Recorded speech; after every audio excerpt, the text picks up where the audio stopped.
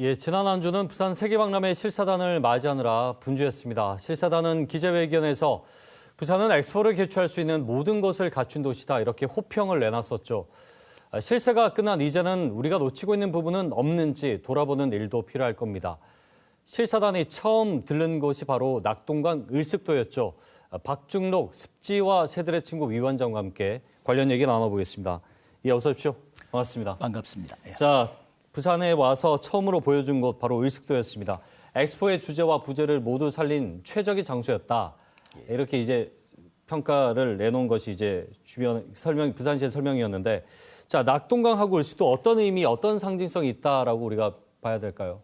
예, 그 최적의 장소라는 데는 저희들도 동의합니다. 예. 낙동강하고는 과거 동양 최대의 철새 도래지 신이 내린 축복의 땅이라 이렇게 불린 곳입니다. 네. 1966년에 전체 철새 도래지를 문화재 보호구역으로 지정한, 그러니까 1966년 그러면 환경이라든지 철새의 가치 이런 걸 전혀 모르던 시기입니다. 네. 그 시기에만도 이 땅만은 꼭 지켜서 후손에게 길이 물려주자 이런 생각을 가지게 만들었던.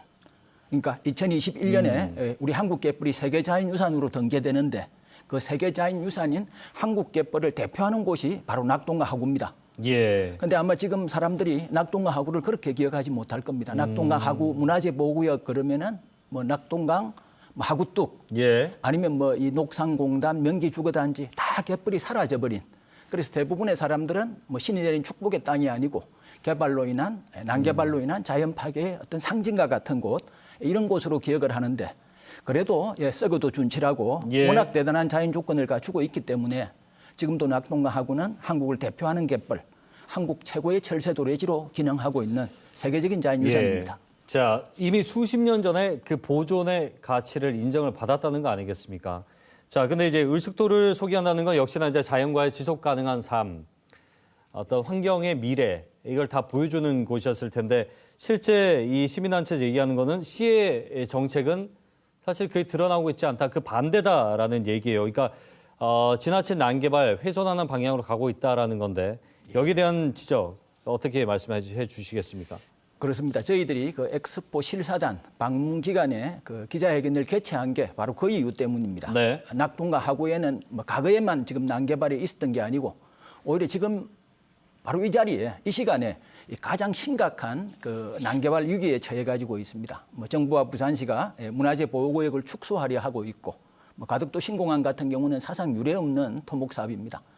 거기에 대해서 부산시가 지금 문화재 보호구역 안에서만 자그마치 16개의 교량을 신규로 건설 추진하고 있습니다. 예. 그중에 이제 대제대교, 응궁대교, 장락대교는 포함일 테고. 문화재 보호구역의 핵심 지역을 파괴합니다. 이런 일들을 그대로 추진하면서 여기 낙동강 하구를 자연과의 지속 가능한 삶의 현장으로 소개하는 건 이건 실사단을 속이는 일이고 세계인을 우롱하는 일인데 저희들은 우리 정부와 부산시가 그럴 리는 없다고 생각을 합니다. 비록 대제대교 공동조사 협약 이건 안 지켜지고 있지만 네. 이건 세계인에게 한 약속입니다. 그래서 저희 사회가 지금 그대로 가게 되면은 이상기후 등으로 인해서 인류의 그 생존이 가능하느냐 가능하지 않느냐 이런 걱정을 하는 시기지 않습니까? 예. 그래서 저희들은 정말 우리 정부와 부산시가 2030 부산 엑스포의 주제와 부제로 내건 세계의 대전환 더 나은 미래를 향한 항해, 자연과의 지속한 가능한 삶이 여기서부터 이루어져야 한다 하는 이런 뜻을 담아서 입장을 발표했습니다. 자, 지금 이 낙동강 하구 일대의 현황을 제일 잘 보여주는 것, 그러니까 생태계 보고라고 얘기할 수 있는 부분이 이제 철새 서식 실태인데 철새도 많이 줄었다고요? 그렇습니다. 2004년부터 매월 1회 저희들이 조사를 하고 있는데 흑기러기라든지 금동오리 사촌, 금동오리 같은 경우는 아예 사라졌습니다. 불과 10년 만에. 그리고 낙동강 하구의 그 여름을 대표하는 철새가 새제비 갈매기입니다. 작년부터 이제 멸종 위기종으로 등재가 됐는데 3,000마리, 4,000마리가 찾아오던 낙동강 하구는 동아시아 최대의 새제비 갈매기 번식지였습니다. 네. 이들도 완전히 사라졌다가 지금 10분의 1 정도 수준이 찾아옵니다. 알겠습니다. 자, 지금 이제 환경 훼손이 심한 상황이라는 말씀이신데 부산시의 이 환경을 살리면서 개발하는 노력, 그러니까 환경 회복 노력이 부족하다는 말씀이시죠. 그러니까 어떻게 하는 게 좋겠습니까, 그러면? 그렇습니다. 자연과의 지속 가능한 삶, 세계의 대전환을 하겠다라고 선언을 했는데 안타깝게도 환경 보존을 위한 노력이라든지 이런 부분들은 굉장히 약한 상태입니다. 아시다시피 세계가 지금 온실가스를 감축하기 위해서 노력하고 있고 보호구역을 확대하는 노력을 취하고 있지 않습니까? 근데 우리 부산시는 거꾸로 낙동강 하구 문화재 보호구역을 지금 축소하기 위해서 계속해서 추진을 하고 있습니다. 예. 이런 상태입니다. 지금 16개 교량이 계획이 돼 있다고 하셨는데 일단은 대조대교, 영궁대교 잘 아시겠지만 사람들이 이게 시민 편익을 무시할 수는 없거든요. 그렇다고 이거 다리를 안 넣을 수도 없고 그 접점을 어떻게 찾는 게 중요하다고 보시는지요? 결국 뭐 사람의 생존만큼 중요한 일이 어디 있겠습니까? 해서 개발도 분명히 필요합니다. 예. 그러나 개발을 해도 원칙이 있습니다. 정말 필요한 개발이라면 해야 됩니다. 그러나 정말 필요하지 않다 그러면 안 하는 게 최선입니다. 네네. 그리고 부득이 하게 되더라도 기존 것을 확장하거나 아니면 환경적으로 덜 예민한 곳을 택해서 공사를 하거나 하는 이런 원칙이 있습니다. 그런 의미에서 우리 부산시가 추진하는 각종 개발 사업은 그 원칙과는 큰 차이가 있습니다. 알겠습니다. 그러니까 필수적이냐 또 한 가지는 친환경적이냐 이 부분을 이제 원칙으로 좀 삼아줘야 된다는 말씀이신데 지금 그 대조대교 환경영향평가부터 이제 뭐 환경영향평가가 졸속이다 거짓 보고서가 있었다 논란들이 참 많았거든요. 그렇습니다. 민간이 이렇게 함께 협치하는 과정에서 유기적으로 좀 잘 어우러지면서 지금 개발이 되고 있다고 보시는지, 그러니까 소통의 방향이 어떤 식으로 가는 게 옳다고 좀 보시는지도 좀 말씀해 주시죠. 그렇습니다. 그 대저대교 문제만 하더라도 박영준 시장님 협치를 통해서 라운드 테이블을 통해서 문제를 해결하자 그랬습니다.